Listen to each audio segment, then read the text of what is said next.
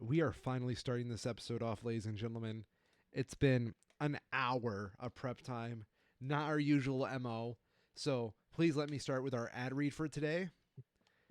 Usually, when I find myself a little thirsty, I go and get the leading brand water. Not today, ladies and gentlemen. I got Meyer Purified Drinking Water. Oh yeah. Stay hydrated, my friends. Oh, I tried doing a glugging sound while actually drinking, and that almost killed me. I'm Eve Mr. Ryan, and I'm a drowning victim. And I'm Kyril, and I'm a post-drowning victim. What the fuck? Welcome to the Two Schmoes show. You may know me I from what? I I say I drowned, but I got better. You got better? Yeah. Cool.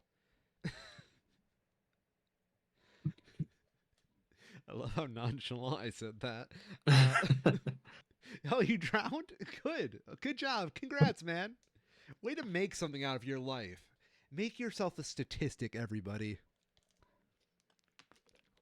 I'm Mr. Ryan. You may recognize me from my brief appearance on the musical Mitten.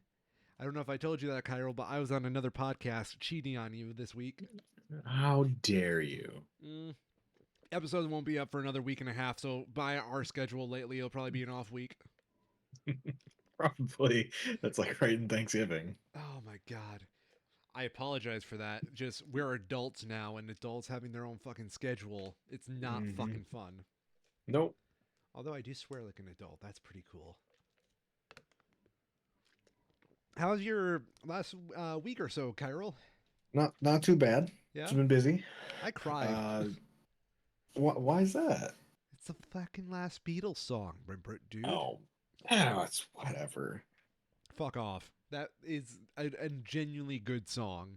I No, know I'm you. sure it's fine. I know you hate But the Beatles because you're yes, anti-American. of course. That very American British pop group. Yeah. Oh, that's funny. Did you know they knocked Taylor Swift off the Spotify charts? I believe it. It's honestly kind of scary. Isn't she touring right now though? Yeah, I won't stop getting fucking ads for it. I don't want to Yeah. go to the Taylor Swift Eras tour. Sorry. You know, I don't have hundreds of dollars to throw away. How much are Taylor Swift tickets? They're too expensive. I mean, to be fair, they're like as expensive as any other large concert would be, but that is still too expensive. First thing to give me is her show coming up in Tokyo, Japan. Nice. You know, is she like on an off week or? I've been watching a lot of Formula One lately, and I was quite amused, but still shocked. They're doing a race in Las Vegas next weekend, and there's been a lot of news around how the ticket prices for the race are plummeting because no one is buying them. Because the race doesn't start until 10 p.m. Pacific time. So they're having a show in the middle of Vegas with Vegas prices at a time nobody wants to go and see it at because it's not going to finish until like 1 in the morning practically. Um, but they were trying to charge like $2,000, What? and it's already down to like $1,000, which is still too much, but just absolutely absurd. Now, correct my American mind if I'm interpreting this wrong, but Yeah. Formula One is when they go in the straight fucking line, right? No, Formula One is track racing. Okay. What's track Um, racing? so NASCAR goes in a big circle. Yes. They do that, but then they sometimes also turn the other direction. Whoa. And then they do that for like 2 hours ish. It sounds so stupid. It's actually very entertaining because they do it at like 200 miles an hour.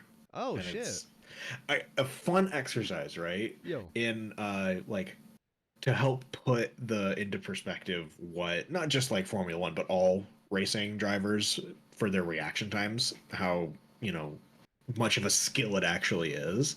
They often have gaps between them and other cars of less than 1 second because it's easier to measure it in time. You just count how far away they are from each other than distance. Yeah.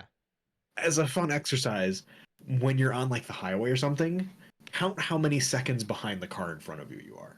I do that a lot actually. Um, Yeah. I usually try to maintain like 4 or 5 seconds. Yeah. Yeah, Imagine how close you would be at 1 second.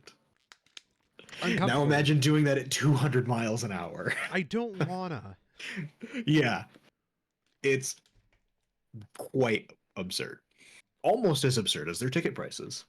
Almost. But it's literally so bad that you can get a airplane ticket to like Australia and go to the Grand Prix in Australia instead and save money and see it like in the daylight. You know, I will say this. I'm a little jealous of how other country sports are like way more respectable than how we kind of handle ours. Yeah. Yeah, like the NFL will just whore itself out. Yeah. Yeah. And then we don't care about soccer here. I was say, don't look at FIFA going to the Middle East every other year for the World Cup. Definitely not Yeah. whoring themselves out. Who do you think's a bigger whore, FIFA or the World Cup? I'm not. I mean, FIFA or the NFL? FIFA for sure. They're just so much bigger. You're right, but They have so many more opportunities to whore out. did FIFA once And have? I feel like, so I would say that there's two big factors in it, right? The big thing for the NFL being that it is like forced to be within the US limits it a lot. FIFA being international has both corporate whoring and national whoring, where they want governments to pay them to go there and companies to pay them for advertising. So they get to like double dip, right? Yeah, you They bring up get a good that good, point. good dictator money. The good dictator money. Yeah.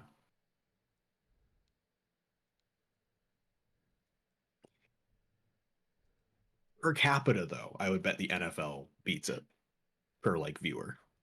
Oh, probably. The thing is, like, you never meet someone who's just mildly interested in football.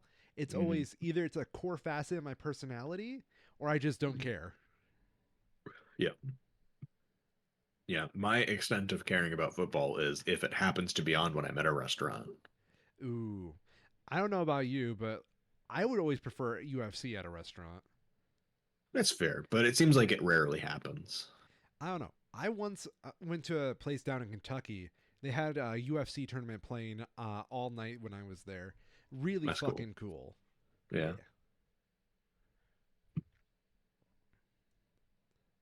Yeah. So, Yo. where to start this week? Not a super busy week, No, kind of playing but catch there's a up. couple of big hitters. I would like to start with the good news ish. Okay. Positive, the more positive news, right? We got the Avatar trailer. Oh yeah, and it doesn't Last look Airbender. terrible. It looks like a lot of CG, and it seems like it's done well, but I am still a bit surprised with how much CG there is. I'm honestly agreeing with you a lot on that. It it made me instantly compare it not to Last Airbender from Shyamalan, Yes. but from their other big adaptation that they did, bringing animation to life, Yeah. One Piece. And Oh yeah, for sure. I found it very strange because they have like two different philosophies. A lot more CGI in Atlaw. One Piece was a lot more practical sets, but Yeah, the colors in the trailer are so fucking nice. they're really good.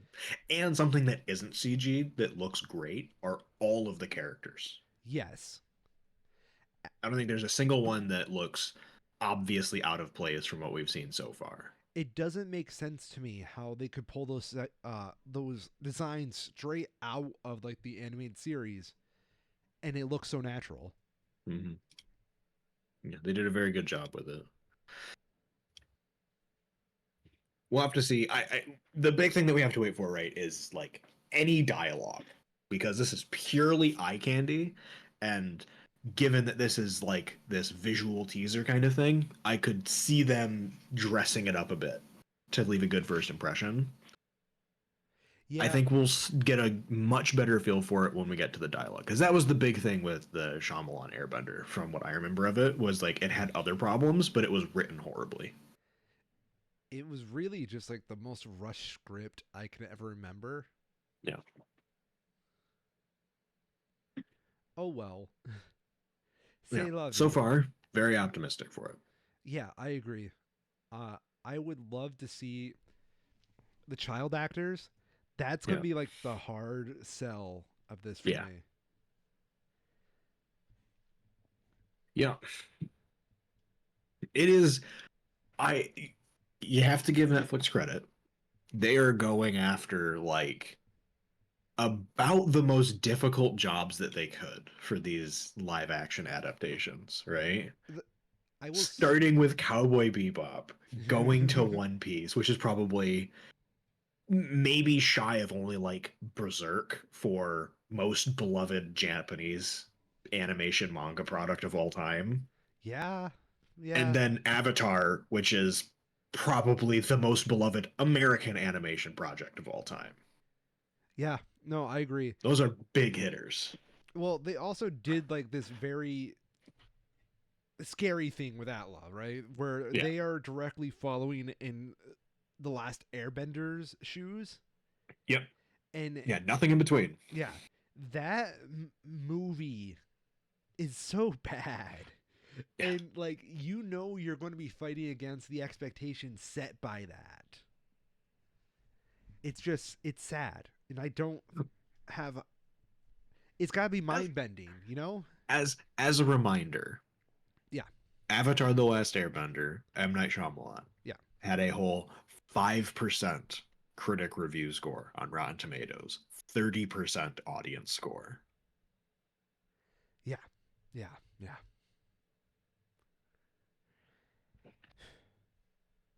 But it looks so much better. You know, if they found a way to make Luffy stretching look natural and do well with camera tricks, Yeah. then I believe there's something that can be done with Atla. Because Atla, by all stretch of the imaginations, is not going to be very visually intensive outside of like Appa. Yeah. Yeah.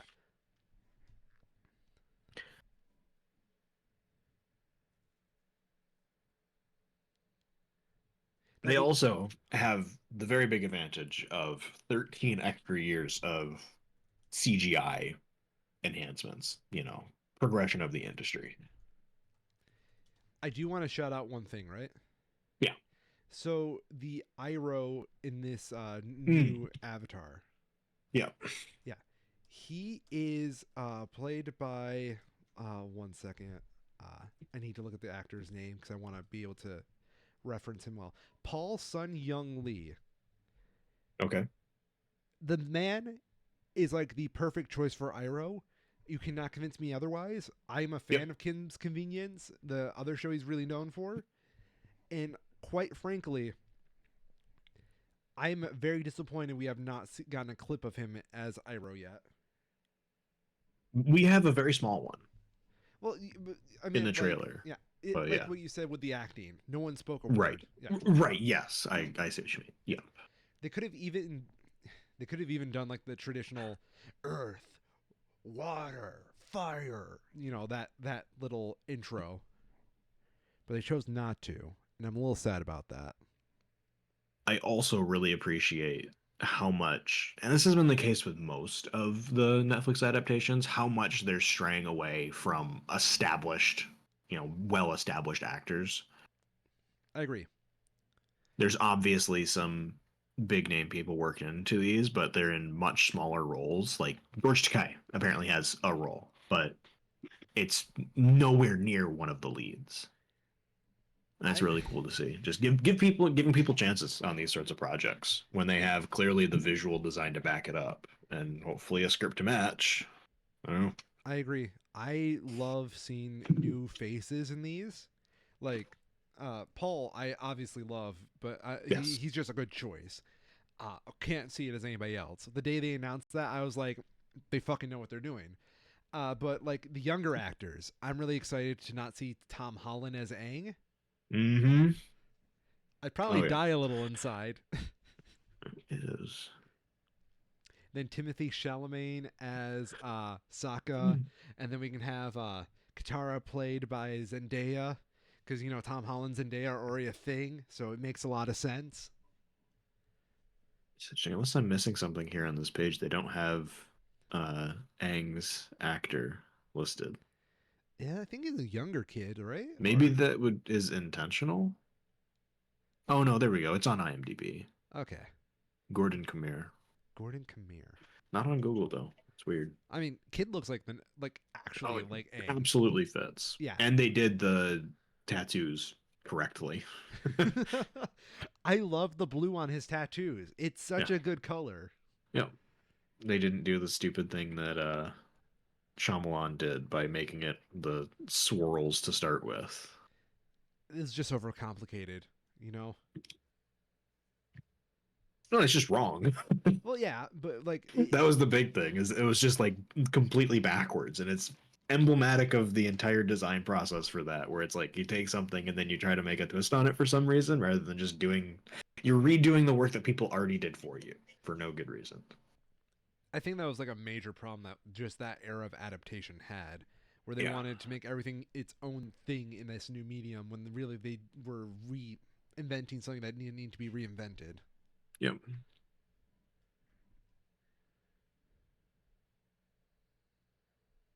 In other news, Yo. The Legend of Zelda, Oh. untitled, upcoming, announced live action movie. BRB, everybody. I'm going to get a water. I do not. I'm very surprised that it's live action. I think that's disrespectful to They the Legend of Well, Zelda. I don't know though, because right, they just announced it, right? So they know how much money everybody made off the Mario movie, Yeah. and then they still went ahead by keeping it live action. Is an interesting choice. I have a couple theories on that. Um, the Mario movie looks very good. Yes, It's probably the best looking illumination movie, which I threw up a little bit when I said that.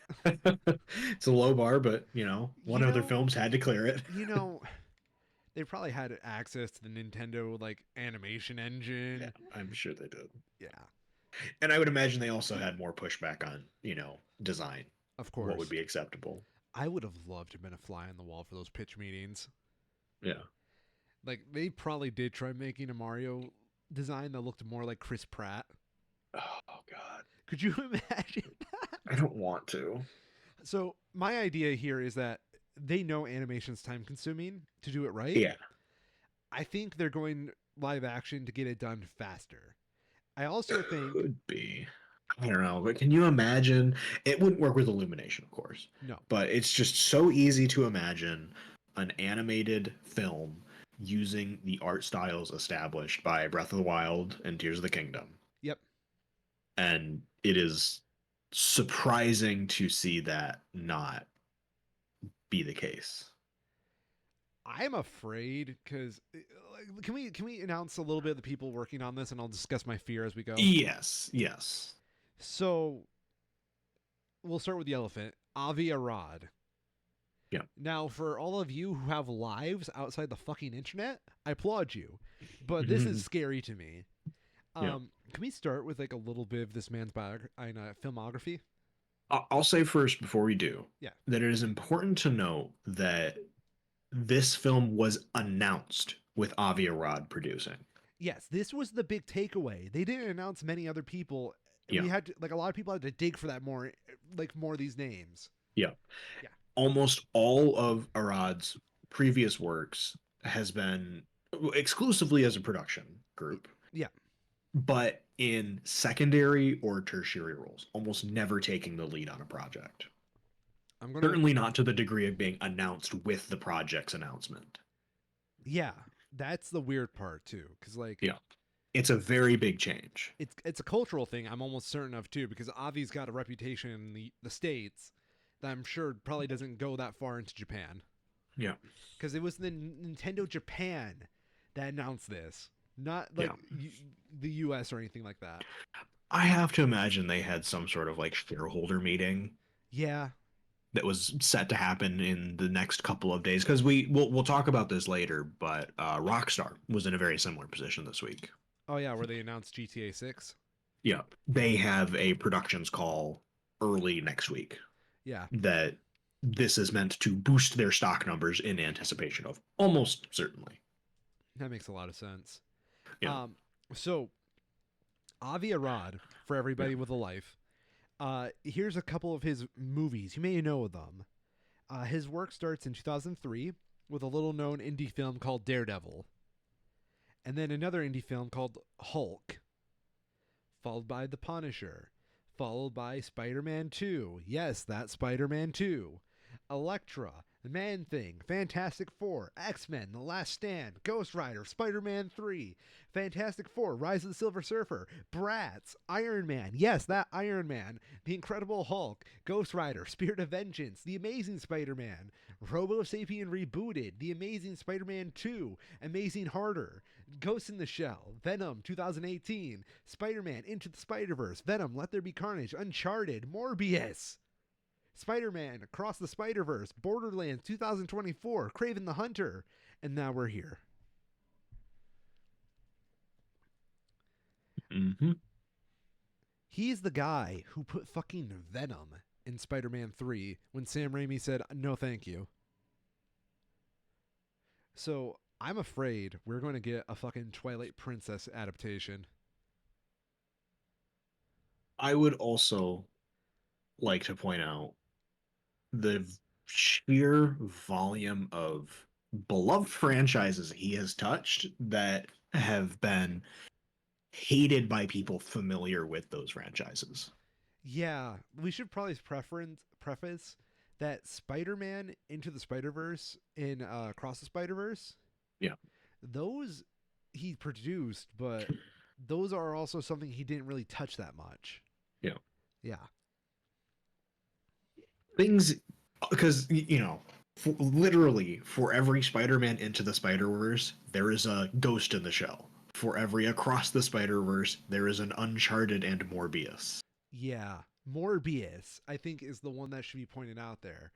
Yeah. Avi likes the dark, which I don't mind the dark stuff, but at the same time, like it tells me a lot of how Avi wants this. And I'm certain Miyamoto and the rest of Nintendo is going to be very protective since this is their baby. This is their critical darling. Yeah. This is their candidate for Game of the Year 2023. Hmm. I So, also yep. fully blame him for what happened with the Maximum Ride movie. What's that? Because Avi Arad, his production company, was Yeah. given the production rights to make an adaptation of James Patterson's book Maximum Ride, which is Okay. a young adult novel at the same time of like Aragon and all that. Okay. That I read the shit out of. And there was always talk of, making like TV shows and movies and stuff. And in 2007, he was given the reins as production to work on it at the same time he was doing like Spider-Man and X-Men. And the movie didn't release until 2016 and it was fucking horrible Of course it after was. his company got dropped. But just like pure production hell while his group was working on it. Love it. So Avi, fuck you, Avi. Avi, I know you're listening. You're a big fan of the podcast. I know this. Please, please, just let me work on this movie with you. That's all Yeah. I want. Also, upcoming Metal Gear Solid and Infamous movies. Oh yeah, because here's the wild part about this movie. Sony is working on it too, Mm-hmm. which is so weird to think Sony and Nintendo are working on something again for the Yeah. first time since the fucking PlayStation. You gotta just give Sony credit for one thing. They do like money. They really do. And while Sony is a large company, at a corporate level, their various divisions are pretty strongly divided. Sony Entertainment and Games, that works on like PlayStation, is very different from like Sony Film Group. Even though they're obviously owned by the same thing, there's not a ton of crossover that happens there. And the same thing again with like their actual, like hardware businesses. Yeah, Same thing you see with like Samsung. Giant company involved in everything, but those things don't always tend to overlap. good call. Good call. But it is weird to see all the same. You know, they were so close to having it go to like Sony Pictures Animation, Mm-hmm. who, might I add, are kind of on a fucking roll right now. They are. Yeah. That'd been so great. Like they've redeemed themselves since the days of their little indie darling hit, the Emoji Movie. And then here they are like making Into the Spider-Verse that quite frankly changed the game for computer animation. Let me see here. What's up? He did a bunch of television production as well, and I'm curious if any of it was good. Because this was at the time when he was working almost exclusively with Marvel.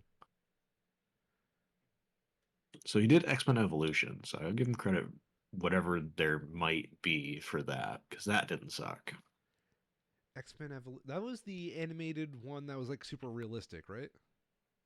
Um, I'm trying to find pictures of it. I'm not seeing a ton. It's It been got four forever. seasons, Okay. but I think it was one of the better received ones. Well, Avi probably The was like logo looks really familiar. my thing with Avi is that he's very much a salesman for merchandising and Yeah. licensing, which makes him a perfect fit for this movie. Because like that's partially why he wanted Venom in the Spider-Man 3, because he would be a very selling toy. Hmm. So I don't know. At the end of all this, I'm hoping to get a really cool Link action figure modeled after Chris Pratt. Yeah, there we go. That'll really tie it up nicely. You know it's going to be from some kind of fucking celebrity. We just don't know who yet. I would be shocked if it wasn't. I'd be Yeah. pleasantly shocked, but I'll be shocked. Timothy Chalamet?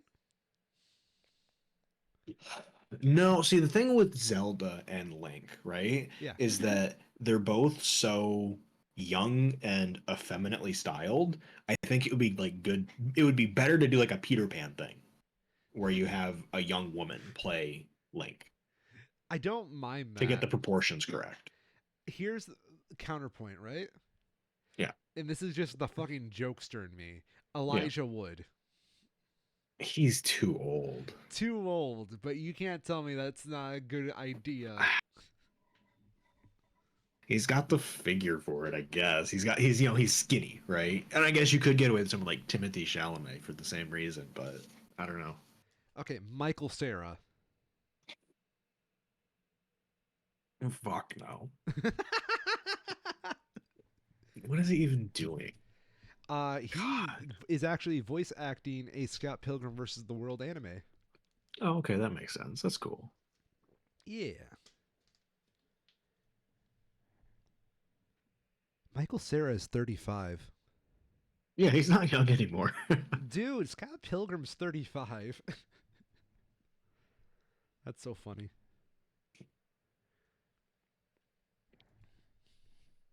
Legend of Zelda has more people working on it though. Yes, yes, that's So right. let's go with Wes Ball first, director, because I think this is a good jumping on point I to have, talk about yeah. what the hell is going on in Hollywood with some of these people. May I give you something? Right. Please. Yes. And fun fact for all of you watching the video, I'm going to drop this in there as well because it's so fucking hilarious. Um, my good friend, I present to you Apollo's gift of prophecy. Let me see this. Jesus. Now, for all you viewers at home, I present to you Apollo's gift of prophecy. Oh, fuck. Yeah. Yeah, West Ball 2010 predicting a live action The Legend of Zelda. that's Wow. the exact words is since I could never hope to have the chance to direct it, the next big mocap avatar like movie should be The Legend of Zelda. How? How? Tell me, Kyril. Hmm. I don't know. It does not make sense. Oh my gosh. Like, if I didn't see that physically with my own earballs, I would totally say that's not true. But there it is in front of God and Miyamoto and everybody else.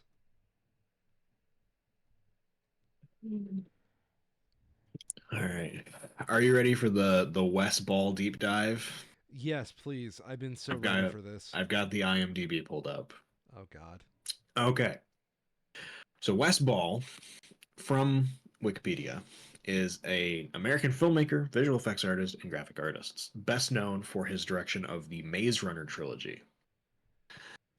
His career is one that I don't understand how it happened.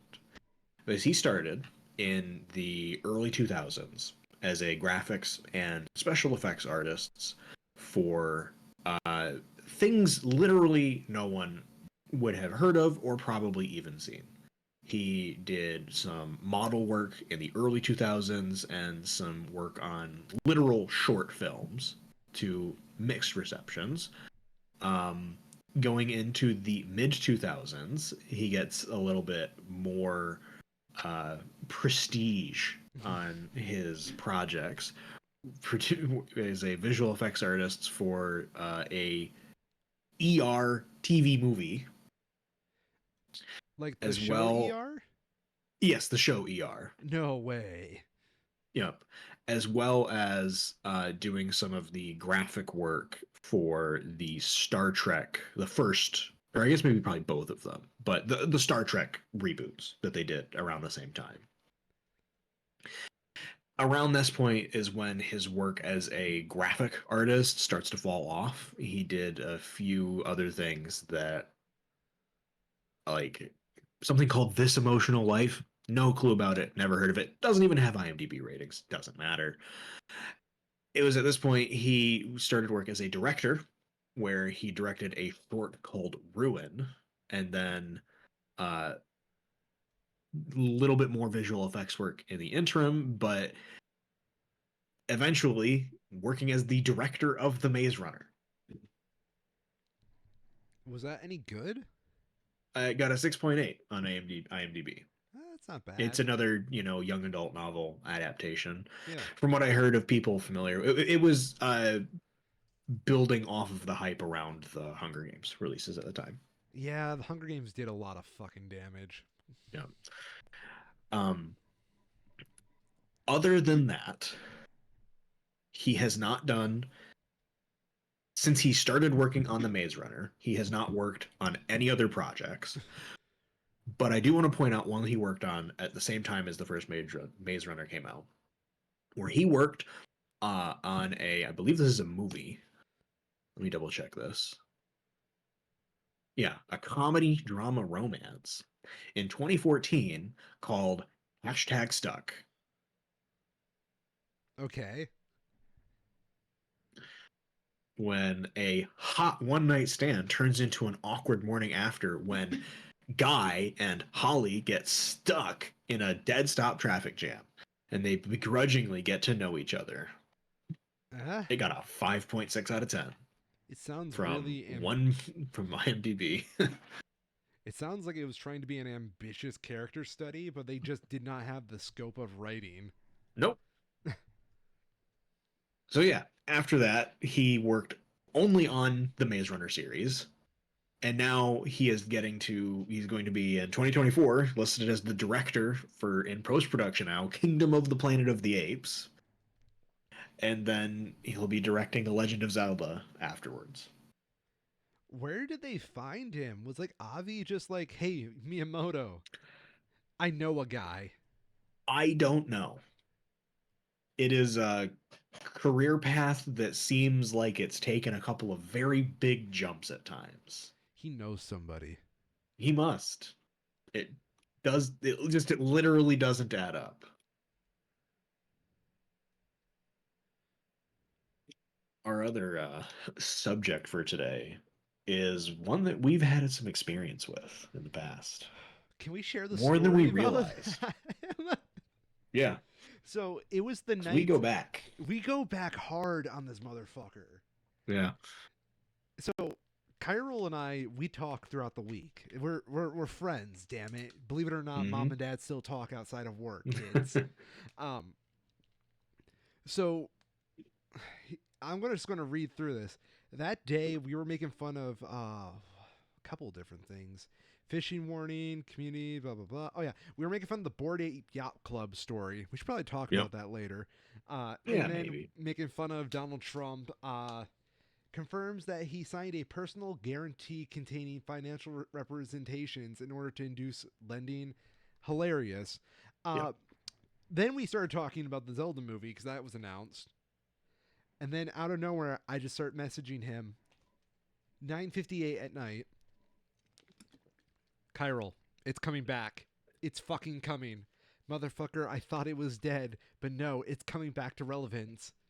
The Zelda movie is being written by Derek Connolly. And what is so special about Derek Connolly, my friend?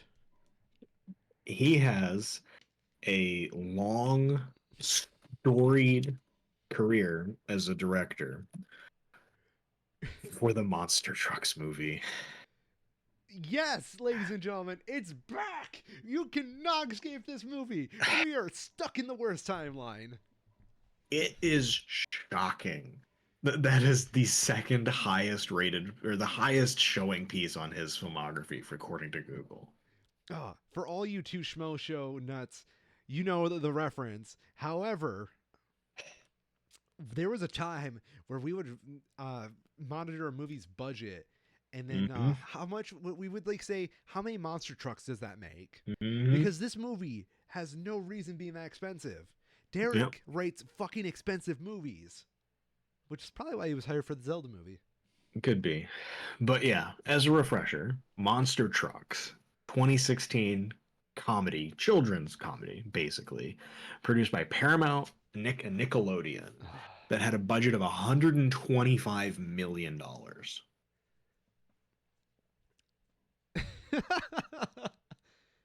None of that went into the cast. None. There's Danny Glover and Rob Lowe, but they're like six down on the list. I'm convinced it was a money laundering project. It feels like it. Doesn't it? It really does. It's the only thing that makes sense. Like they had a stack of scripts for money launder films, Mm-hmm. and then they were just like thumbing through it. It's like, yeah, we'll make a fucking monster truck movie. Yeah. And then Derek's whole life changed that fucking night. I've said fuck a lot this episode. I apologize. It's a good episode for it. Yeah, this is just bizarre. So, what else has Derek done, my friend? Basically nothing. I mean, not basically nothing, but it doesn't make sense. What he's done doesn't make sense. Let me pull up his IMDb to see if there's like anything else I can find there. Just like filling in the gaps here, because his listed filmography on Wikipedia has him starting off his career as an independent writer, producer, director, working for the movie Safety Not Guaranteed, which was apparently quite good. Yeah. Won an award from the Independent Spirit Award for Best First Screenplay and nominated for Best First Feature. Generally critically well received, made a tidy little budget for the people who worked on it, and had overall very positive critical reception. Okay. That's what he was doing in 2012. Let me do a scan here just to like see if there's literally anything else, and there's not. So after one does their first like basically only film it to that point, right? Yeah. Like let's just go through his whole filmography here real quick, right? Not gonna It's take not long. that long. 2005, he was a writer for the TV movie Gary Under Crisis, Nice. which is nothing I've ever heard of. It is a comedy about a young cartoonist's life covered by a 24-hour news network in his own mind. It's apparently fine. It sounds like It's Truman Show. On IMDb, it has 51 whole reviews. Nice. He then had a 7-year gap in his work Nice. until Safety Not Guaranteed in 2012. And following that, a 3-year gap until Jurassic World.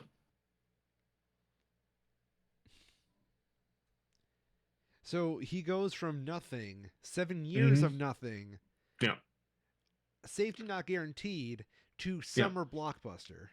Writes one okay TV movie, has a well-received independent film, and then Summer blockbuster, monster trucks, summer blockbuster, summer blockbuster, summer blockbuster, summer blockbuster, summer blockbuster. And none of them have been particularly well received. We Damn. go from Jurassic World, which was fine, but pretty widely criticized for how much of a step down it was from its predecessors. Okay. Kong Skull Island, which had fun moments, but was ultimately more mocked than anything because of its poor script. Jurassic World Fallen Kingdom, which was somehow worse than Jurassic World. Pokemon Detective Pikachu, which was fine, but, Yeah. pretty inoffensive. Only did the screenplay for that one, critically. Star Wars Episode 9, The The Rise of worst Skywalker, Star Wars. and then his lowest rated film of his career, somehow less than Monster Trucks, Jurassic World Dominion in 2022. So, one thing I want to bring up in defense of this guy, Yes. I am a strong believer that Kong Skull Island is the best monster universe, Godzilla, whatever that cinematic universe is, movie. Well, sure, but there's like only two options. Yeah. But I will stand by. He can make quality when there's not too much quality. So there's a little hope there. But now I would like to also introduce the fact that he's the one that wrote the "I'm Ray Yeah. Skywalker" line. Yeah. I do think Kong Skull Island, I agree, is better than the critics' score of it, only because it is so easy to laugh at it.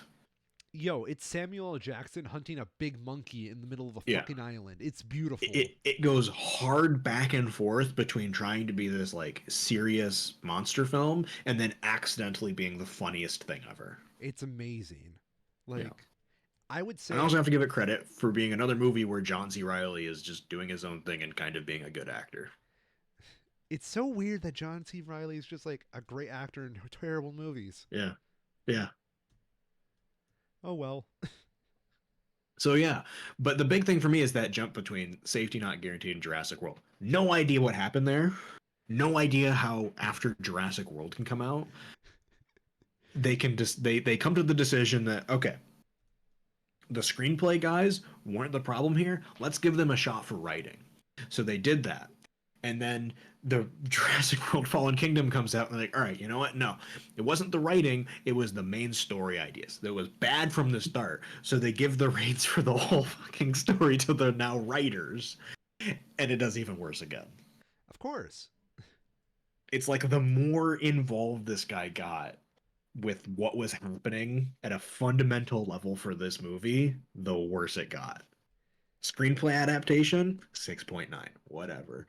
Actually writing the screenplay, 6.1. Writing the whole story, 5.6.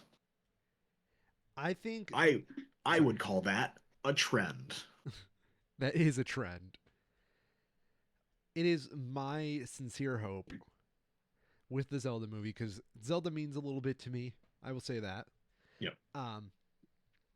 That there is talent here. It's talent that needs to be well guided because you can't really leave them on their own and expect everything to come out great. And knowing how much of a fucking hawk Miyamoto is, he's probably not going to let them get away with anything. That being said, I'm expecting a perfectly fine 6.5 out of 10. Yeah, it'll be fine. Yeah. I mean, that's the thing with this guy too, is that it'll probably be if this is the kind of movie that Nintendo wants to make, they've got the guy. Yeah. Like, this is a guy who will write you a movie, and that's probably it. Yeah. It's just pretty disappointing that we've had so many other options coming like from Netflix, right? Yeah. Great adaptations, not just of video games, but of animation, of all across the spectrum of media. We have clear evidence that you are able to make good adaptations in the current year.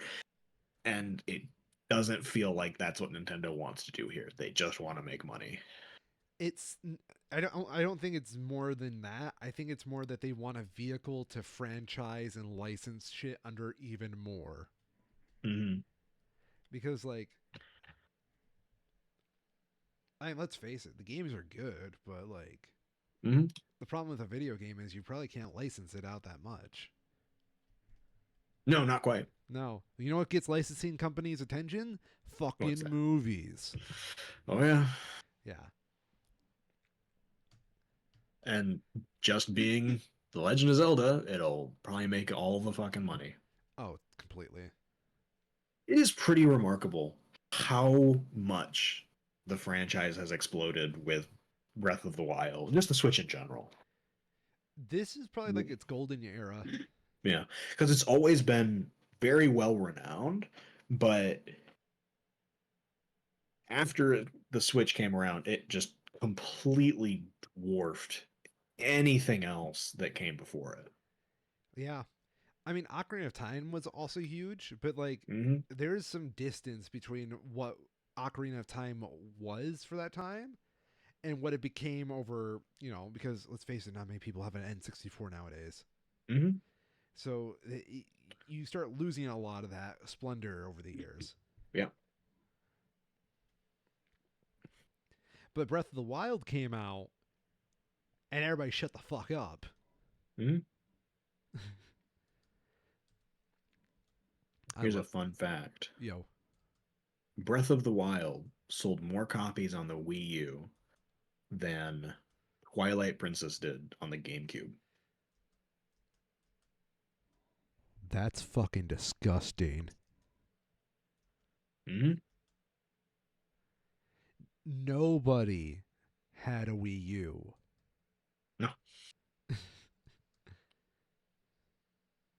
crazy numbers. Really, I'm kind of impressed. I mean, Hmm. have you ever heard anything about the Wii U version of Breath of the Wild? I've heard that it's apparently like surprisingly fine. Surprisingly fine. Wow. Yeah, like pretty much just as playable as the Switch version, just obviously not portable. I would love to see someone try to deport uh, Tears of the Kingdom into the Wii U. That would I would not be surprised if they ran into some like hardware limitations, but that'd be a fun thing to see tried. Yeah, like I feel like you could probably start by compressing a lot of shit. Um, like, Yeah, because I'm imagining the Wii U probably doesn't have a strong enough RAM to like that run was that. my thought too. Yeah. Yeah, and that game requires a lot of RAM, I believe, because well, you can leave a vehicle out and you can come back to it pretty Yep. reasonably without it despawning. That Yep. just tells me a lot about what the RAM is, the RAM load. So you would need to find a way to like compress those vehicles or like that data for the map to like get into the RAM. Hmm. And why, yes, everybody at home, I do have a girlfriend. Thank you for noticing. You ever try talking about computers and people start looking at you funny? Hmm. Oh yes. Yes.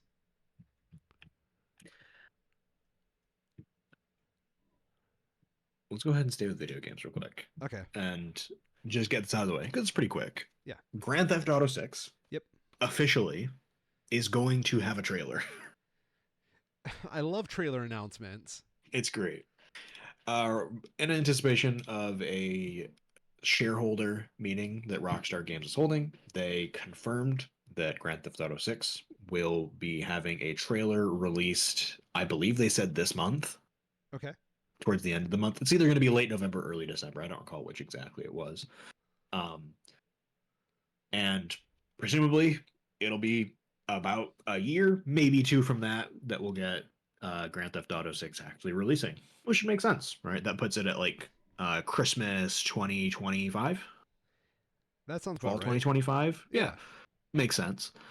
Um, I find it hilarious that Video Game Donkey put out a video not like 2 weeks beforehand going through all of the various Grand Theft Auto 6 conspiracies that have been happening over like the last, since Grand Theft Auto 5 released basically. Yeah. How recent was that? Yeah, literally like 6 days before we found out. And then after he makes his video, boom, trailer confirmed. Oh, Dunkey never changed. Dude knows how to time it. Yeah, Got to give him credit for that. he had an inside source. Yeah. There's literally nothing else to review about that though. A trailer's happening, and people are quite excited for that. Hell yeah. I. Yeah. It's weird to think that this is finally happening because we've Hmm. had Grand Theft Auto 5. When did that first come out? 2013, No way. I believe so. 10-year-old fucking game. September 17th, 2013, Damn. and it'll probably be 12 years old before by the time it releases. You're right. That's wild. It gives a good comparison point. AAA release, right? Yeah. Compare it to Call of Duty. How many games do you think they've put out in that 13-year period? 15? 11.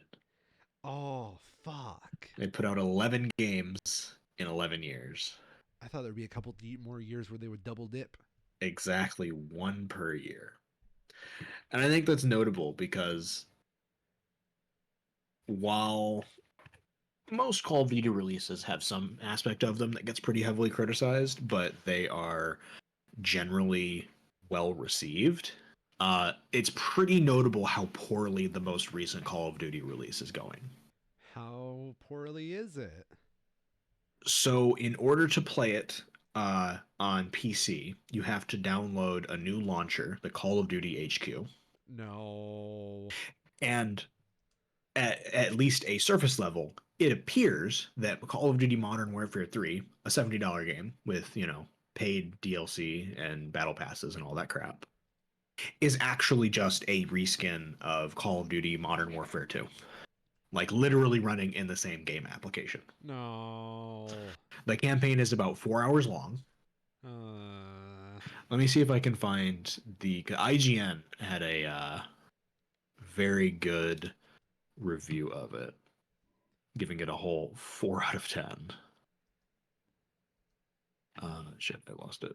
33. 33. Call of Duty Modern Warfare 3.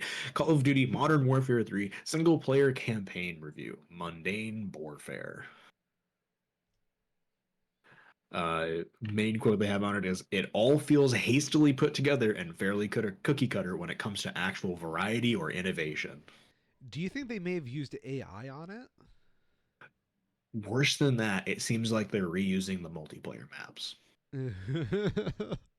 Because, like, I've always had Mhm. an idea that an AI could probably take, like, existing code Yeah. and then, like, piece it together like a jigsaw puzzle. Hmm. So, like, I don't know. That just got my mind thinking there. Yeah, I've not played it, of course, but that is my understanding is that there are large portions of the game that are, if not directly cut out of the multiplayer maps, partially cut out of the multiplayer maps that already existed in Modern Warfare 2, that have just been restructured into a slightly, linear format to fit a campaign, but not that linear because a lot of the missions are go to place, defend thing from AI enemies coming at you, go on to next position kind of stuff. Very low effort types of gameplay. That does sound low effort. Yeah.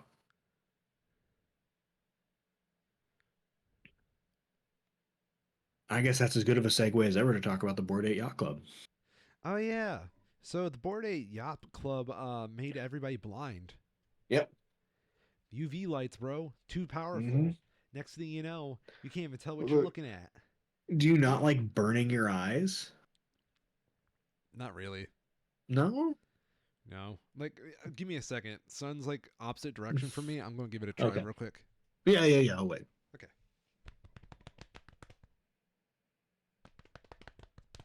Okay, I'm back. That was Okay. painful. Yeah. You just, that is the classic FOMO response. You just gotta hodl your eyesight with the sun, and eventually you're gonna get that Lambo. But if you just give up because it hurts, you're gonna miss out when it goes to the moon. That's the most Uh, beautiful thing I've ever heard, man. yeah, the Bored Apes Yacht Club NFT scam group, I think is the most concise way of putting it, had a festival of some sort that was probably supposed to have black lights, but used just straight up UV bulbs instead and burned people, not just their eyes, the eyes is the obvious one, but also gave people skin burns because that's what happens when you get long term exposure to UV light. UV stands for ultraviolet. I also feel like it's important to note that on their Twitter post for it, and I mean, let me actually check real quick because it's Twitter. I can double check this. I'm curious if they have to do this on literally all of their posts because the NFT space is just so. Yes, they literally do this on all of their posts because the NFT space is so horrendously corrupt. But they have their post about it, and then they have a copy pasted message that they put on all of their messages that they have that is, this is the final tweet in this thread. Anything below this that looks like us is spam/phishing links. Do not click on links unless you have determined they are safe. You can also cross-reference with a website and official brand communication channels. That's Because there's so many scams going around that they have to put that on literally every post, and I'm sure that's still not enough to stop people from losing their money. I would like to state the obvious, but Two Schmo Show 1, NFT Bros 0. We Yeah. keep winning, ladies and gentlemen. Yeah. So, do you think that Board Ape Yacht Club would have actually expanded into like a more realistic business, like phenomenon, if they, you know, if more people fell for their scam, or do you think they would have cashed out and just stopped supporting the events? Um,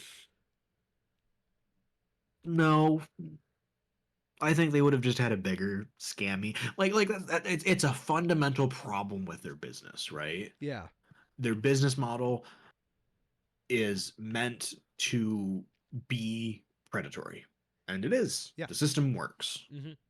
and the size of it doesn't really change that. And I think a good example of that is looking at smaller NFT systems and seeing how they are just as fraught as the big ones are. It's a top to bottom problem. It reminds me a lot of like how they target very specific kind of demographics of users.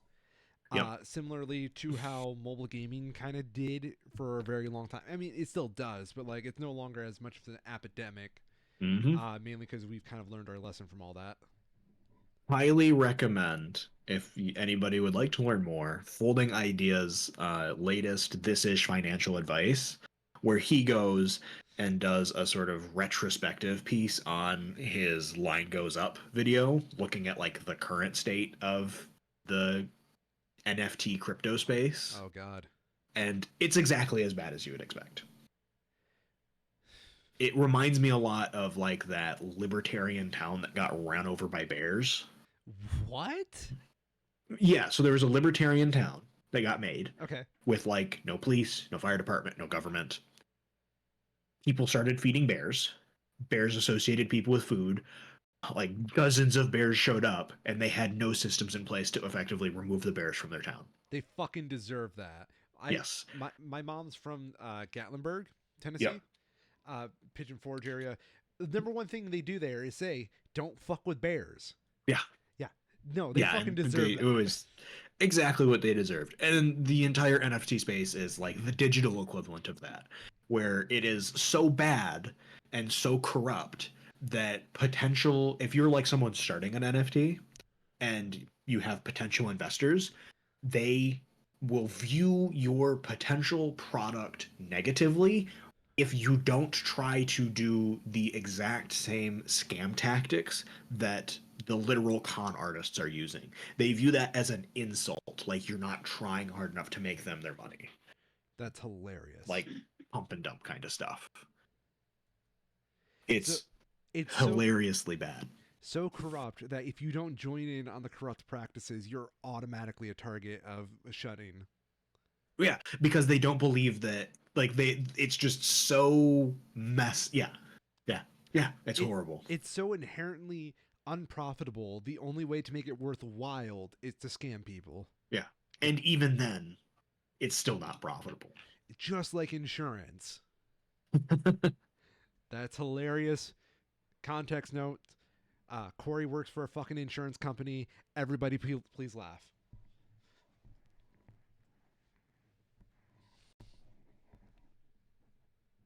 We also heard this week, while we're on the sort of like gaming space, Yo, that Valve is lockstep with Nintendo releasing a Steam Deck OLED.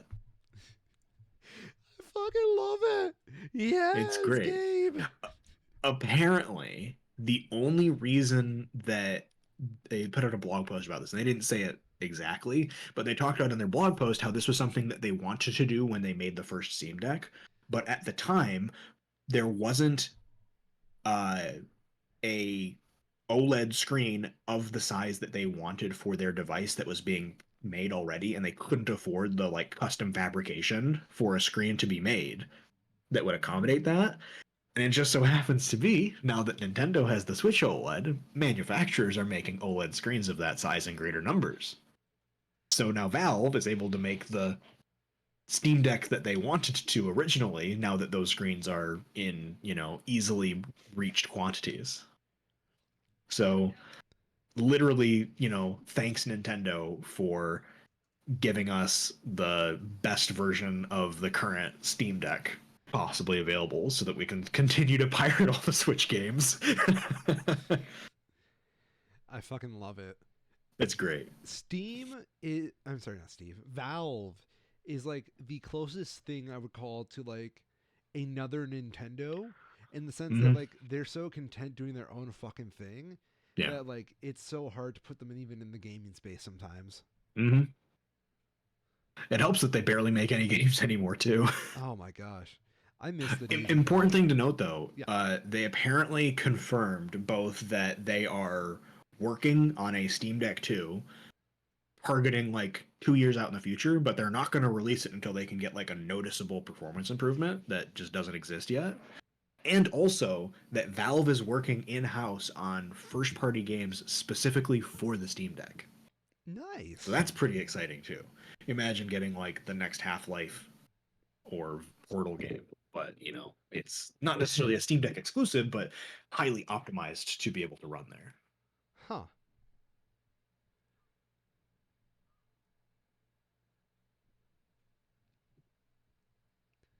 I believe we're pretty much good with that. So I'm going to clean out some tabs. We're making this stretch pretty well enough here. More good news. Yo. Last couple of weeks, we've had the final results of the UAW strike, including significant raises in pay for workers at GM, Stellantis, and Ford. And now, this week, we get confirmation that in order to stay competitive with those big three automakers, both Honda and Toyota are increasing their wages to align with the Detroit Big Three. That's So good on you, great. Sean. It's a great example of unions working and Yeah. helping everyone. So very exciting to see that. Um, what was the other one? WGA finished their strike. Yes. SAG. SAG Yep. has also now basically done. I don't think they have a signed contract, but they have gotten to the stage where both parties are in agreement. So So also good. Unions work. here's the crazy part. Do you know who the fucking president of SAG is? No, I don't think so. She's very famous. Is she? Yes. In fact, I know who she was, so that's how I know she's famous. Oh, who is it? Very was in a very famous 90s comedy sitcom. Fucking Fran Drescher. Oh, Yeah. really? Yeah, dude. I didn't know that. That's awesome. Can you believe it? Huh. Good on her. That's like a career right there. Like that is Yeah. a jump. Wow. Isn't that wild? That is really cool.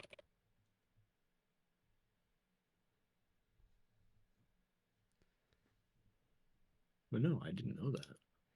Like Fran Drescher appreciation moment, ladies and gentlemen. Go watch like 5 episodes of The Nanny right now in appreciation. I'm sure she still gets royalties off that. Mm-hmm. To be honest, I kind of hated The Nanny.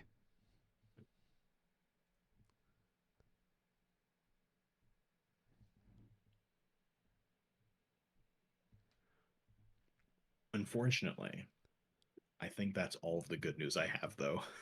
You know, we were off to a strong start this episode. I'm I proud mean, of the rest of us. it's not like bad, but it's just not like obviously good. I'll save one nugget for the end. We can Okay. end on a high note. Okay. Okay. In the meantime, though, we unfortunately have to talk about the U.S. federal budget again Again. because the stopgap funding bill ends 5 days from now on the 17th, next Friday. God damn it. And current Speaker of the House, Mike Johnson, is doing what pretty much everyone expected to happen and is not even pretending to write a bill that is, let alone bipartisan, even partisan. So far, the only offer that they've made has been one that even Republicans aren't happy with because it includes stuff like it's like because it's not a spending bill, right? It's a delayed shutdown, and that delay includes things like stopping Medicare and Medicaid or What cutting it in the half, hell? and then the government still shuts down come January, anyways. Dude, I really fucking hate this Congress. Yeah, This is it's like, pretty miserable. that's beyond miserable. So, one thing that I wanted to make note of here, because the current spending bill that was proposed has literally zero chance of ever being approved. And that is the point. This is a group of extreme right Republicans that have the overt goal of their administration being to shut down the government, regardless of what that means for people who work for the government or service members who have, mortgages to pay. Yeah. They don't care. They want the government to stop because they think it will look bad for Biden. This is all part of the GOP Project 2025 plan to basically install Trump as president once again, but somehow even more fascist. I And forgot about his 2025 plan. it goes hand in hand with good old Mikey Mike Tuberville's current goals of blocking literally every military appointment in the Senate possible. On Veterans Day, I wish I had the number again, but on Veterans Day, he voted against even the consideration, let alone taking a vote, for over 300 military appointments, leaving hundreds of vacancies in not just our federal government, but in the military where literal lives become at stake. And this is all in order to, it's like what they did with the Supreme Court, right? They want their guy to be in power so that they can go and hold uh, all of the power when those positions end up being filled. That being said, I do want to read the statement that was given in the wake of Mike Johnson's absolutely batshit insane budget proposal, given by White House Press Secretary Karine Jean-Pierre. Okay. Quote, this proposal is just a recipe for more Republican chaos and more shutdowns. Full stop. With just days left before an extreme Republican shutdown, and after shutting down Congress for 3 weeks after they ousted their own leader, House Republicans are wasting precious time with an unserious proposal that has been panned by members of both parties. An extreme Republican shutdown would put critical national security and domestic priorities at risk, including by forcing service members to work without pay. This comes just days after House Republicans were forced to pull two of their own extreme appropriations bills from the floor, further deepening their dysfunction. The stupid shit with this is it just relies on people not paying attention to the fucking news to get away with this kind of shit too. Yeah, Like, absolutely. this is like asking a plumber to come fix your fucking sink and they just hang out in the fucking like underneath the sink the whole time. It doesn't do anything. They just go like, Yeah. yeah, you know what I mean. I hope over the next couple of days we'll see more members, particularly of the Democrat. Like, I guess it would only really work for the Democrats, but I want them to pick up on the same like branding, the same messaging, calling it an extreme Republican shutdown and just parroting that literally everywhere they possibly can. I think it's really important to completely evade the Republican stated goal of trying to pin this on Biden somehow, even though they're the ones that are refusing to make a bill that even their own party members will agree with. I just don't understand how anybody who's like politically literate would come to the conclusion that they want them to go Yeah. to that conclusion with that it's Biden's fault. Thankfully, Republicans have a plan to destroy public schools to make sure you don't stay literate. Too bad. I'm already fucking literate. It's my kid I'm worried about. Yeah. Don't worry, they're trying there too. Oh my god. And if that doesn't work, just wait for them to bring back leaded gas and piping so that they can get you on the backswing. Oh my god. This whole generation in Congress is like Yeah. very much influenced by that lead piping, and I Mm-hmm. fucking hate it.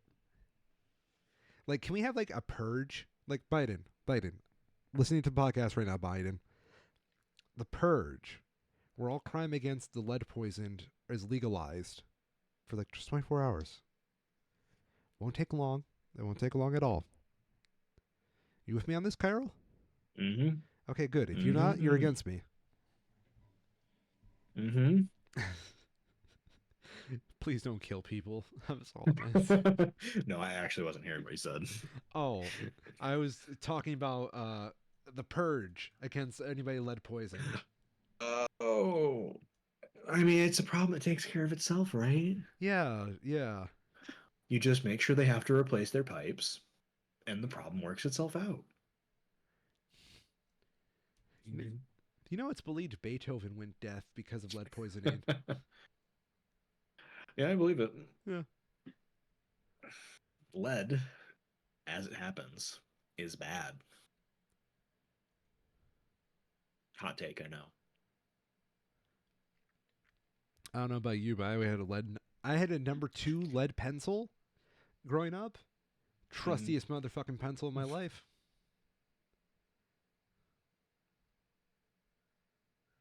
Can you imagine how bad our lives would be if we actually grew up writing with actual lead pencils? Dude, we wouldn't even be having this conversation right now. No, we wouldn't. No. It'd be so bad. We would be out in the fucking driveway right now, just like hitting something with a rock. Pretty much. No, we'd be using our lead pencils and like hitting rocks with them instead. Oh, whatever. Anyway. In other news, somehow scarier, No. our U.S. Supreme Court is going to be hearing a case on reinstating gun possession to people accused of domestic violence. How about you don't and say you did? Yeah. It's a very scary prospect, for sure.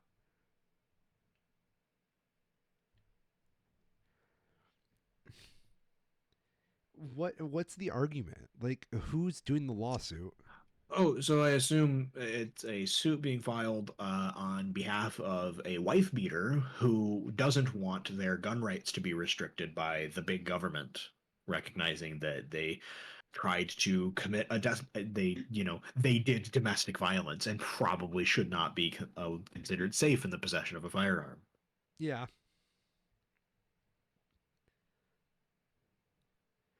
My rights are being infringed. The real question is, right? Mm-hmm. And I was going to frame this as a joke, but now I'm genuinely concerned if by framing this as a joke if I'm actually inviting it. But we have to ask, does the Supreme Court hate women more or do they like guns more? I think that they would ask why they can't do both. ¿Por qué no dos? Oh, fuck, how does that I'm go? sure it's a complete coincidence that domestic violence perpetrators are primarily men. Complete coincidence. Well, speaking as a man myself, that's a little sexist, brah. It can't be sexist if it's just statistics. Hey, Kyril, can you come over here? I have a bat that wants to meet you. Real big fan of the show.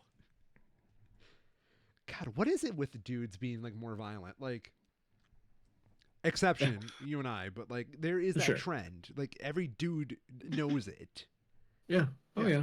I mean, it is at a certain level going to be a level of biology, right? That's part of what testosterone physiologically does. Yeah. Are you just calling us a bunch of soy boy cucks? Absolutely. Cool. I always wanted to be part of something bigger than myself.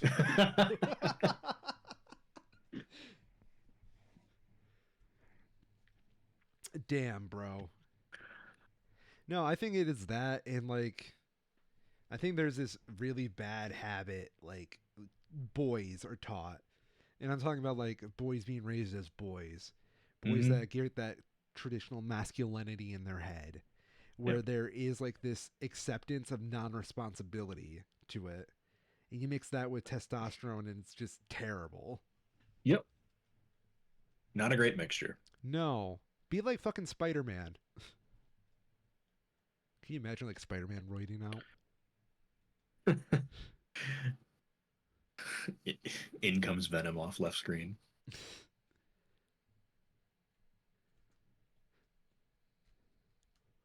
Last couple pieces Oh no. I have for today. Okay. First one, apparently, Tesla is writing into their purchase agreements that you will not be allowed to sell any Cybertruck that you purchase until at least 1 year after taking ownership of it. How do they enforce that? They will sue you for the price that you sell the car for What's the if you sell it point? afterwards. Uh, I would imagine that they would say that they're probably trying to stop scalpers. Um, but I would also see it just being a means of controlling the product more so. Yeah, I can definitely see it more as that. Like if the Cybertruck, like put it this way, right? Cybertruck comes out, it sucks. You now can't sell it other than to sell it back to Tesla, who will only buy it from you at a reduced price because it's now used. Yeah, I can definitely see that as like trying to like halt listings from showing up to like damage the Yeah, brand.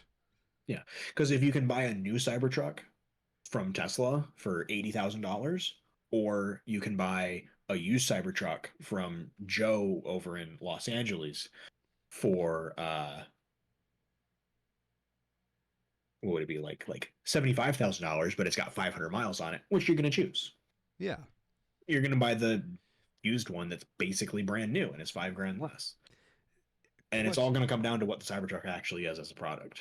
The launch of it is apparently being targeted for like this month. Um, which is going to be pretty wild to see actually happen.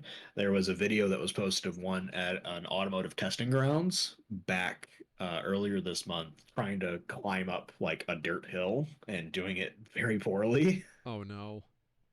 So we're going to have to see.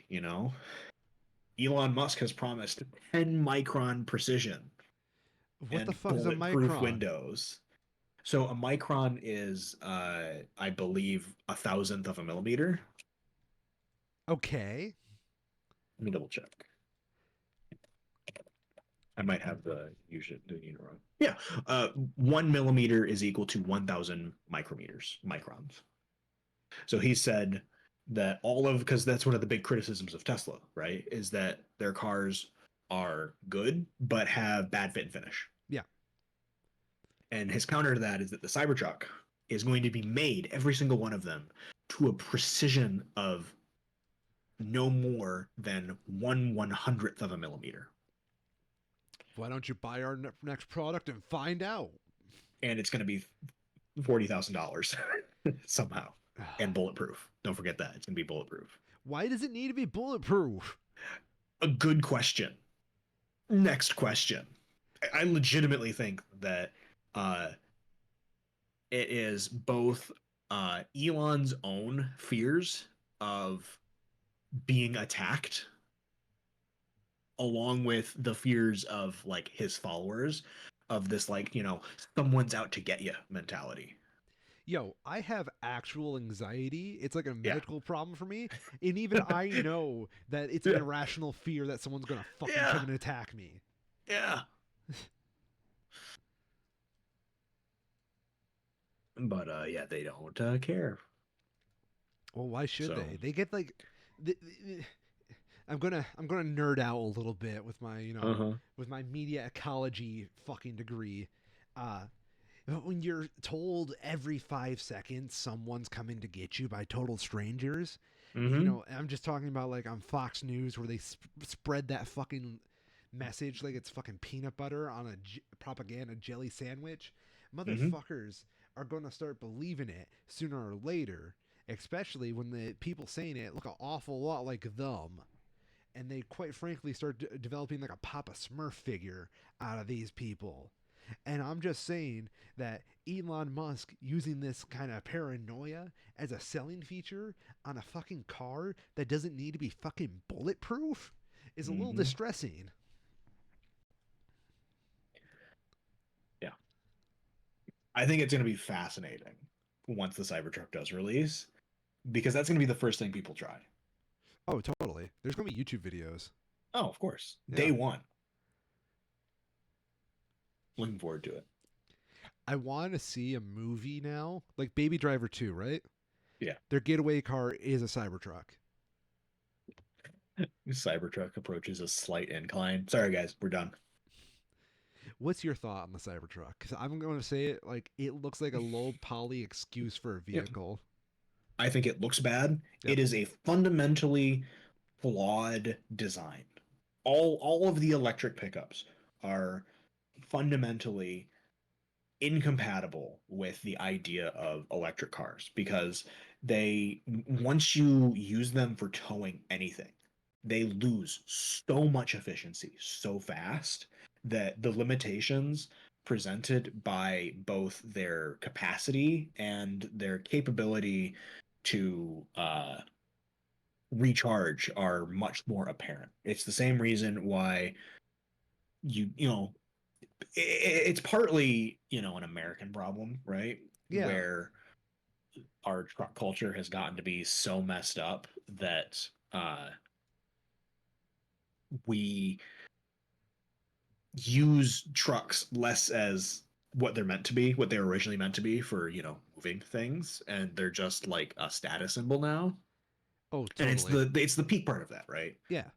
Like, why would you buy, like, electric cars are already heavy, right? Why would you buy a bulletproof electric car that's going to get even worse mileage when you can buy, just even within Tesla itself, just a regular Model Y or Model X that's going to actually be useful for your purposes? It just doesn't make sense. For me, I like to joke that it's about time that the blue collar worker, I'm sorry, the white Yeah. collar worker has their Yep. own status symbol that they're a rugged man. I guess. What? Like, that's what like Tesla goes after is those white collar workers who I they're don't know. they're it's what they used to go after for a while. I should correct Maybe. myself. The whole thing's just problematic. Yeah. And it looks awful. It's uh, that is one of my least favorite parts about all electric cars, is they're like the automotive equivalent of impressionism. Go They don't on. look like a real car. Okay. And I mean that in as derogatory a way as possible. They don't look like a real car. They look like a toy. I mean, okay. I see what you mean, but the first time you get behind the wheel after revving up the little car spokes by pulling it backwards, Yeah. you'll think totally different. Yeah, I'm sure. Now I've got to look at these a little bit more. No, I just think that it's not just an electric car thing. The general trend away from conventional design language in the automotive space has been a massive net negative for the aesthetics of the automobile. Modern cars don't look nearly as good as even stuff 10 years ago, Well, because of the combination of needing to meet emission standards that have dubious effectiveness, as well as things like just trying to look different, like the Teslas do. It's trying so hard to be modern and minimal. And Yeah. the thing about cars is, I think there's like a safety feeling in having a car that Hmm. goes a little above beyond to be a little bulkier For and all sure. that good jazz. I believe a big like obviously the big thing for me to get into the nitty gritty a little bit is that Tesla started eliminating like they don't have a grill on their cars, right? Because they Yep. don't need one. They Yep. don't have a radiator to cool an engine that needs air to flow over it. So they just put a big slab there in front of it. And I think that is a like fundamental mistake, right? It's like the Apple problem. Apple does a thing, other companies copy it, regardless of if that thing is a good idea. And we see that now in more and more cars where they're eliminating the grill. And it's like done in the worst way possible, where it would be like taking a classic portrait and removing the picture frame from it and then not replacing it with anything, just leaving it empty. Mm, mm. Even if it isn't necessary for the picture to exist, it is still part of the design language and the expected presentation of that thing to the extent that its absence can't be missed. I like what you're going with that. That's good. Yeah, that's my best on the fly example of it. So And you call yourself a what I got. liberal, arguing against electric vehicles. Yeah, I know. I went through the new car buying process for so damn long because I wanted to get a new car with a manual transmission. Really? Yeah. Did you? Oh yeah. I'm kind of impressed. I managed to get one. I'm happy with it, but it's a dying class of automobile, unfortunately. I mean, full disclosure, I don't have the patience for manual transmission to learn that. Oh, for sure. Yeah. The big thing for me is that it's just fun. I'm sure it is fun. You I'm sorry, I read that as such a humble brag. Oh no, I don't mean that. It's just like Yeah. I don't know. Yeah, I get you. You know, you want rugged individualism, right? I Yeah. choose when my car shifts. What do you do? What do I do? I I'm try to joking, stay of off the course. goddamn road at every chance I get. But yeah, I have the freedom to destroy my automobile the way that I choose. That's what And you scares call me. yourself free. Dude, I know I would break a car if I tried doing manual. Yeah.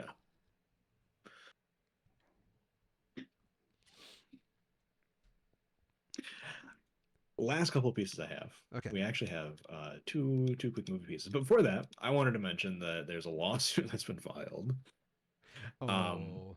by let me just see, does this actually just link to it? Kind of. I can't be bothered to read through all of this thing, so I'm not going to.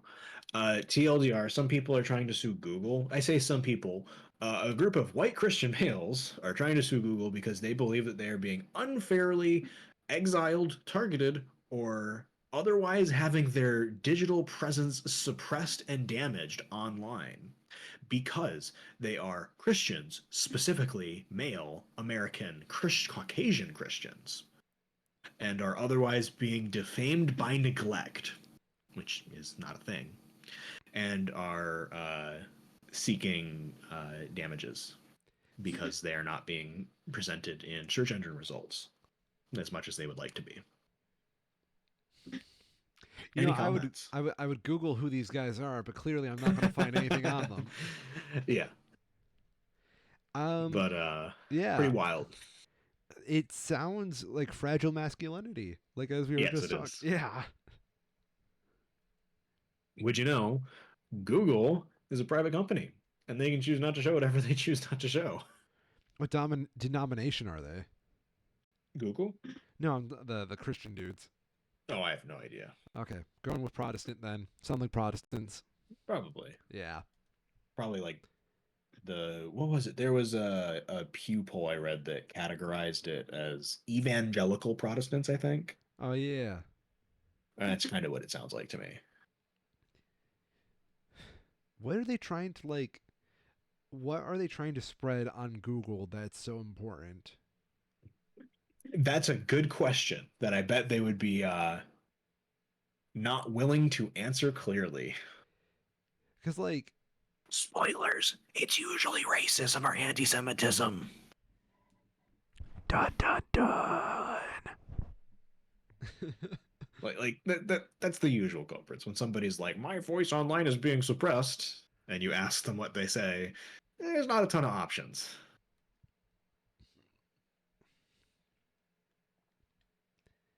I'm trying to think of like a stupid thing that I could get suppressed for. Hmm? That's like not offensive. I only issued death threats. It's not the end of the world. I wasn't gonna actually do them. Then why'd you say them? It's a good question.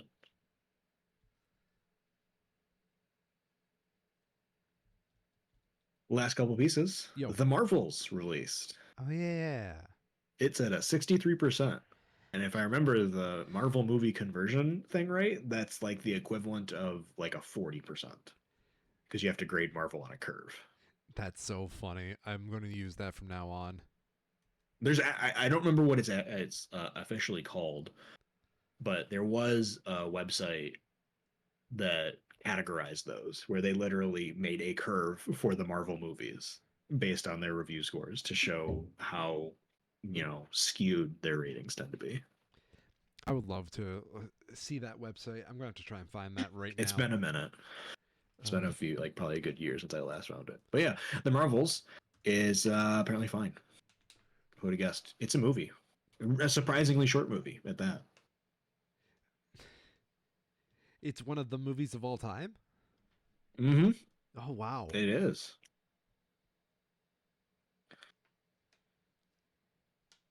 Something that I am glad to see, just skimming through some of the highlights of the reviews, is that I've seen a lot of credit given to the choreography that they used in it. And I think that that is because I'm sure I'll see this at some point. And that was a big thing for me seeing the trailers that they needed to nail for this is that they have this, trio working together that have their own identities and their own ways that they fight and finding ways to incorporate their identity into their fighting and how that bounces off of each other Yeah. was going to be a big part of it. It's the reason why things like the Avengers work is that they have accurately assessed what their characters are known for, what they're trying to do, and how to incorporate them with each other. Yeah. This was So, essentially a mini Avengers scale movie. yeah, even if the script elements don't line up to the same quality, knowing that they got that part down better is good to hear.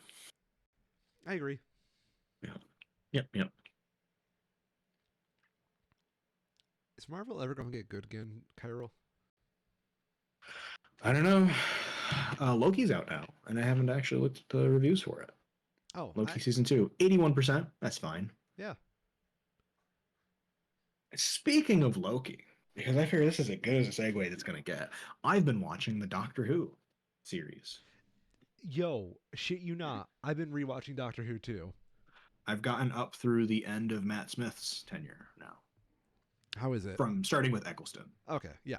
I've been restarting with Eccleston. I Yeah. got a little sidetracked because I remember I never really gave 13 a try. I tried one Mm-hmm. episode and I got sidetracked because of school. Yeah. So I decided it might be best to give 13 another try. So I'm going to go over there and try to like work my way there.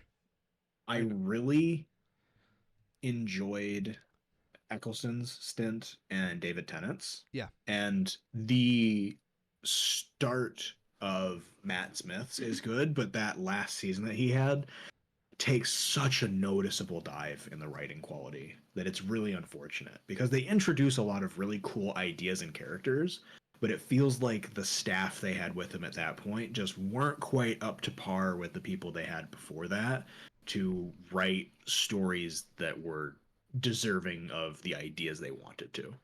It I kind of have that same feeling about Capaldi's run because I was like Yeah. watching it through Well, the yeah, and it kind of all meshes together, right? yeah, Because he picks up after that. A but lot of the like same people. they start Capaldi off with like this very good vision of what they Yep. wanted, and then like they finish the story they want, and they clearly want to do more with Capaldi. There's like a Yeah. season between him and Whittaker taking over, where they don't know what to do with him. Mm-hmm. Yeah, I get the same feeling at the end of Matt Smith's when they did the Matt Smith to Capaldi changeover too, yeah, where it's like, okay, we know that we have to do more Doctor Who, and we know we're not going to have Matt Smith. How do we do this? mm-hmm. And one of the most obvious example for me that they didn't know what they were doing was the difference from the Day of the Doctor, which is probably one of the best Doctor Who episodes ever shot, Yes. to the Time of the Doctor, which was the Christmas special immediately after it, So where just really quick, yeah, in the Day of the Doctor, we are shown Capaldi.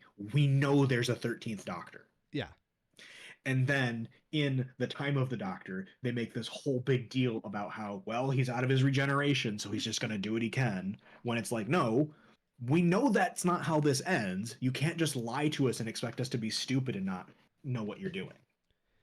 And I found that especially frustrating. Day of the Doctor is such a good piece of television. It's honestly what got me into Doctor Who. Mm-hmm. And I've always felt Time of the Doctor afterwards was like such a downgrade. Yeah. Like it The biggest flaw of all of Doctor Who is how much worse their Christmas specials are than the rest of it. Because it's a pattern through the whole series. Husbands of River Song is not a bad Christmas special, but it's No, like but it's I an mean, outlier. there's Yeah. right. There's some like that are not bad, but that's like the ceiling. Yeah. They also did one where they had the first Doctor's son play the first Doctor. And they did that with Weird. Capaldi. That one I remember was kind of a cute idea. Yeah. Yeah. I will say I did really like how the Christmas ish special that started season 7, when they reintroduced Clara and the Doctor's friends, Madame Fastra and all them. I liked how that one had much more far-reaching consequences than the average Christmas special. Yes. I liked that idea. And then they tried to do it again with Time of the Doctor, and they kind of fucked it up. Yeah. Yeah. I'm kind of glad they took time away from Doctor Who to like kind of structure things. Mm-hmm. Because if I remember right, there was like a point where Capaldi had a season where he got 2 Christmas specials because Yeah. they took like a year off from Doctor Who. Yep. But for me, uh, after watching through that sort of like bulk of the modern Doctor Who stuff, I wasn't expecting to continue on with Capaldi, but I do think I am going to. Oh, you do? Okay. Yeah.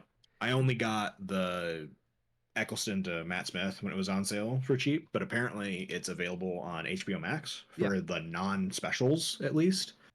So I'm gonna just keep going and see if I fall off of it at some point, if it just bounces off badly. Um, Capaldi's weird because like Yeah. Capaldi's good. He's like a great actor. He's got Mm-hmm. like some of my favorite stories. But like at the same time, I feel that Matt Smith dip where they run out of ideas for him, so they kind of Yeah. just like shove him in places. I'll also say one of the biggest whiplashes that I had watching through it was seeing Peter Capaldi as not the Doctor during Tennant's stint. I think they actually addressed that in like the first episode he's in. Do they really? Yeah, because he's like, I've I seen kind of this hate face. that. I've seen this face before. Whose face is this? They never say like where he saw Okay. himself, but he's like, I know That's I've seen this face. that's all right then. If they do this like big thing to try to explain it, I would hate that. No, no, but no. but that's fine. Yeah, That's a good nod to it. yeah. I think like the most he says about it is like, oh yeah, this face. It's not the same face. I think I just recognize it. Yeah. Yeah, That's because he's like 15 years older at that point. yeah. So that's fair. Although, do you know who the 14th Doctor is? Uh, Jodie Whittaker, Nope. or is that the fugitive Doctor? Um. So I only know this because I've read through the Magic the Gathering cards that have the various Doctors listed on them. Okay. Full disclosure. Are you Yeah. only getting back into Doctor Who because of Magic? That was definitely what kicked it off. That's Was it funny. was like, wow, these are really interesting card designs, and I'm hearing people talk really favorably about how they're represented. I should look into some of these. Yeah. Oh, they're on sale for like multiple seasons of television for dollars a piece. I guess I'm gonna buy them. So, fun fact. Mm, The only reason I'm restarting Doctor Who is because a friend of mine is getting into them from the cards. yeah. That's a very good fucking campaign they did. hmm The commander decks they put out are bangers. Are they? Honestly, they're really good. Damn.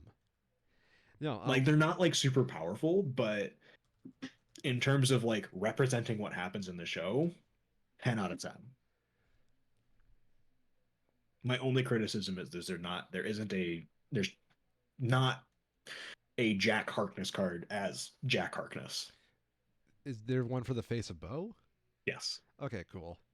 Which is very cool. Yeah. But I would have liked one for Jack Harkness as like a companion to the dog.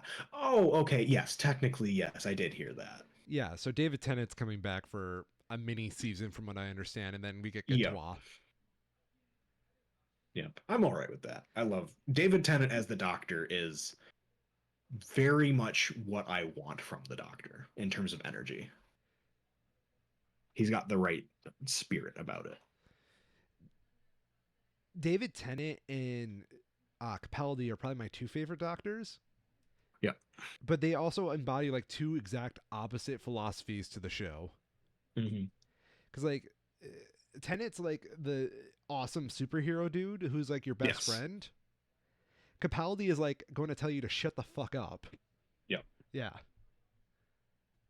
I do think that that's part of what made the Day of the Doctor so good was getting Matt Smith and David Tennant to bounce off each other to show both how they are alike and how very different they are. Matt Smith, I think, is a little underrated because he's like Mm-hmm. sandwiched between those two. He makes Yes. like a very interesting doctor. Yeah. As an actor, he's phenomenal. And I think a Yeah. lot of it just comes down to the writing he's given. Like he has like this cool like he's got David Tennant's energy, Yeah. but like he's also got like this darker edge to him that we kind of got more of with Capaldi.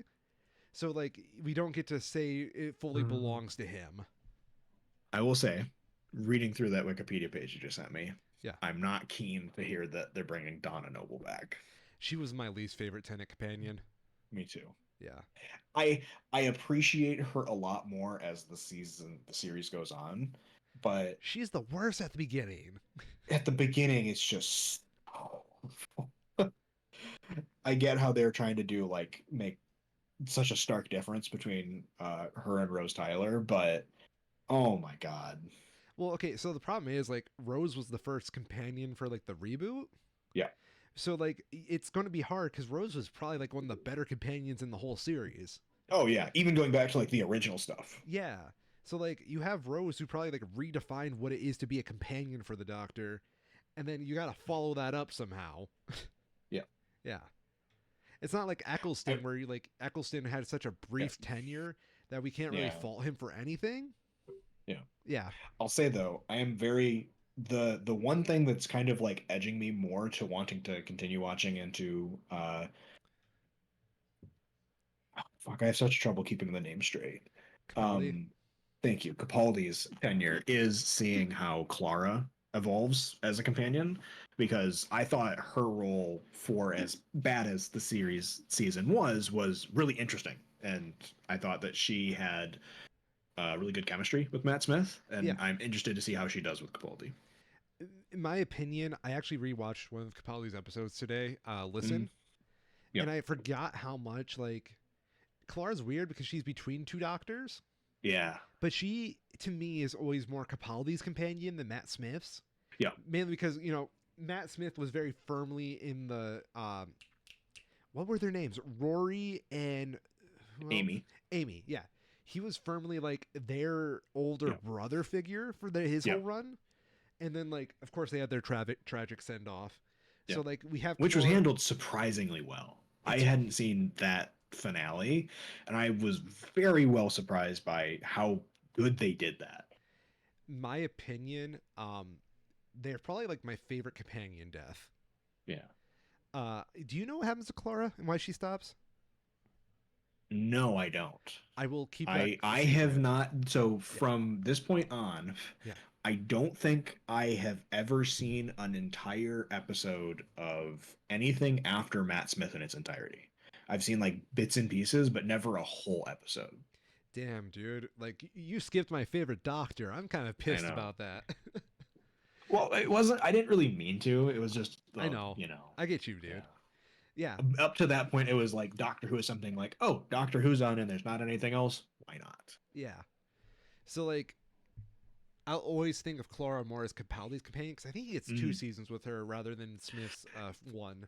yeah, and Smith's is more like a half season at that. Yeah, because like, his whole thing is just setting up the Impossible Girl mystery. Yeah, Yeah, which is a cool idea that doesn't really have a good payoff. I'm not gonna lie, they do reveal it, and I still don't think it's a great payoff. Yeah. Yeah, Do they continue on with it in Capaldi's stuff? yeah, it Okay. goes on for a little bit longer. Okay. That's Um, fine then. yeah, Because they seemed like they kind of concluded it a fair bit in the I can't remember what the episode's called when the Great Intelligence comes in at the end of Matt Smith's season. wait, so that's where they pretty much shoved her into like a wormhole, and then there's like a million Claras everywhere, right? Yes, where she like because they have the doctor's tomb, right? Yeah, And he doesn't have a body anymore because he's just like energy at that point. And the Great Intelligence goes in and fucks everything up, and then Clara goes in after and fixes it all.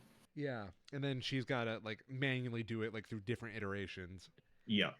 They And kind of, then he pulls her out yeah, at the last second. Yeah. they build up a little bit of that, but they don't like Yeah. give it. I don't know. Clara's so weird. Yeah. It Yeah, is weird. and it sucks because I like her. She's like one of my favorite companions Mm-hmm. too. No.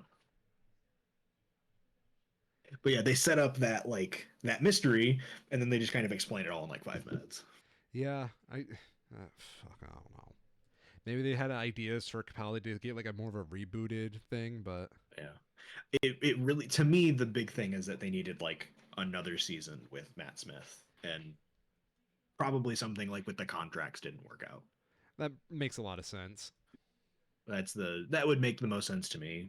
I'm just speculating, of course, but Yeah, that's what it feels like. It's like, oh, we have this idea, let's squeeze it into 10 episodes instead. like my favorite thing about Clara's whole production history is that she does give us what I consider to be like my favorite Doctor Who two-parter. Once you get to Heaven Sent, Hell Bent, DM Mm. me because those are like that's my favorite two-parter in the whole series. Oh, I will actually have to take back what I said. I did see some of Capaldi's episodes towards, I think, the end of the first season. Okay. So I do already know who like Missy is Oh and what yeah, she's doing. Missy is a cool character. Yeah. My favorite villain of the series by far. Like, I think that's fair. yeah, because she has more of a character than like a lot of these Hmm. concepts. Yeah. Yeah, she's a character. Everything else is usually a concept. That's a There, better way to there's a put it. lot of very one note villains. Yeah, like a Dalek is cool, but Yeah. like you How can't much make can you much. do with it? Yeah, exactly. Well, actually, they do something with a Dalek in Capaldi's run. I forgot about that. Hmm. I'll have to find out. Yeah. I'd have to think on that though. Because like the for me, the ones that I've seen, I think the best, my favorite at least, are the ones that are very conceptually simple, that are just written around really well. And it's less the villain being a good villain and just the person writing a good story. Yeah, there's this one episode, and it's my favorite of Mm. Capaldi's. Listen, the one I was Mm. watching earlier today. Yeah. That has a monster in it that's so high concept. Hmm. Like, it wasn't until I rewatched it today that I didn't really truly appreciate what it was. Hmm. Yeah. It's terrifying, but I never got the full context till today. Hmm. Yeah.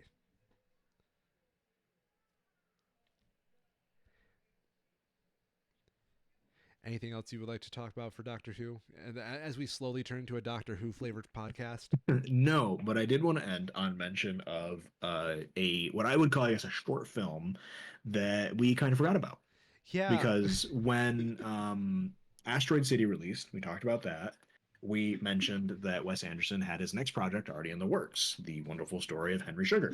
Mhm. And then we forgot about it promptly and never came back to it when it released in September. Go us. So yeah, good on us doing our jobs well. Um, it has released. It's being reviewed very highly. It's available on Netflix. It has Benedict Cumberbatch in it, interestingly, which I don't think we knew at the last time that we talked about it. It seems like a good move And though for like Wes Anderson to do something with yeah, Benedict. it's the seeing the stills from it, he fits the scenes that he's shown in very well. Yeah. He similar to like Ray Fiennes, where they have very angular, distinct facial features. They fit in with the sort of like awkward geometry that Wes Anderson builds around his scenes. I agree. They stand out in a crowd. Benedict Cumberbatch for next Doctor Who. Mm-hmm. Mm-hmm. Mm-hmm.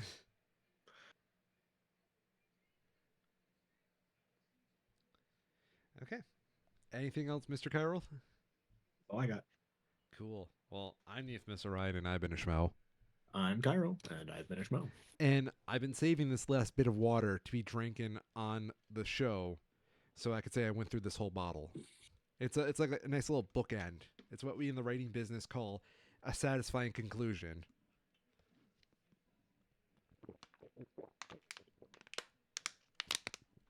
Okay.